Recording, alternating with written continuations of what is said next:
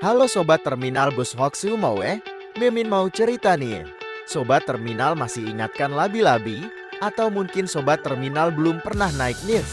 Labi-labi yang merupakan transportasi unik yang hanya ada di Aceh.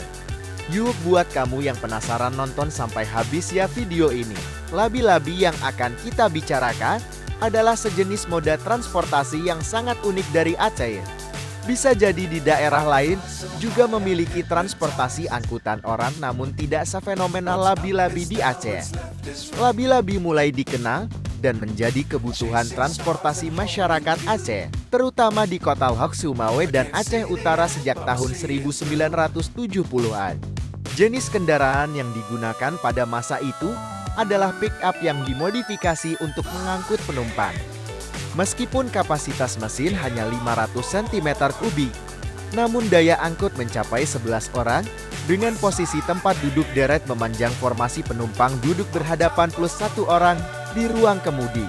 Di tengah semakin tergantungnya masyarakat pada moda transportasi jenis ini, para pengusaha pun berlomba menyediakan mobil jenis terbaru plus kenyamanan.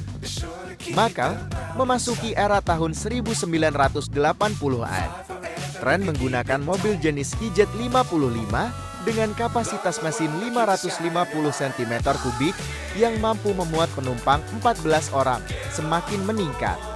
Bahkan, dalam waktu tak berselang lama, pabrikan Daihatsu kembali meluncurkan Hijet 1000 sehingga pengusaha labi-labi di Aceh berlomba memperbarui armada mereka. Halo Sobat Terminal Bus Hoaxu mau selain bisa memuat 16 penumpang, kapasitas mesin Hijet 1000 juga mencapai 1000 cm3. Memasuki tahun 1990, modernisasi labi-labi terus berlanjut. Ini tak lepas dari makin tingginya kebutuhan masyarakat dengan moda transportasi yang satu ini. Meski dalam era tersebut, Damri mulai beroperasi pada beberapa lintasan, labi-labi mampu menghadapi persaingan dengan Biraun Express atau BE. Karena keunggulan si mungil membuka trayek ke hampir semua jalur, seperti di Hoaxu Mawe dan Aceh Utara. Fenomena ini berlanjut hingga memasuki tahun 2000.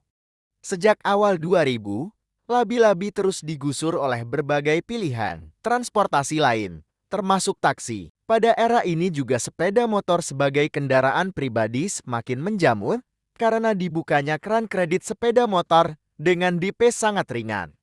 Dengan uang 1 juta rupiah, sudah bisa membawa pulang sepeda motor. Transportasi massal seperti labi-labi mulai terengah-engah.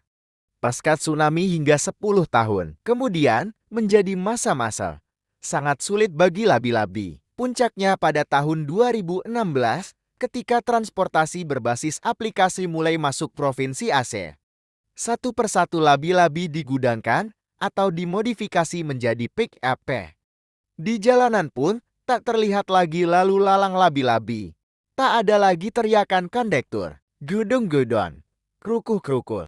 Labi-labi kini menjadi sejarah. Buat Sobat Terminal Bus Hoaxu Mawe, sudah pada tahu kan sedikit sejarah mengenai labi-labi? Buat kamu jangan lupa bagikan dan klik suka jika konten ini bermanfaat. Sampai jumpa di konten menarik lainnya.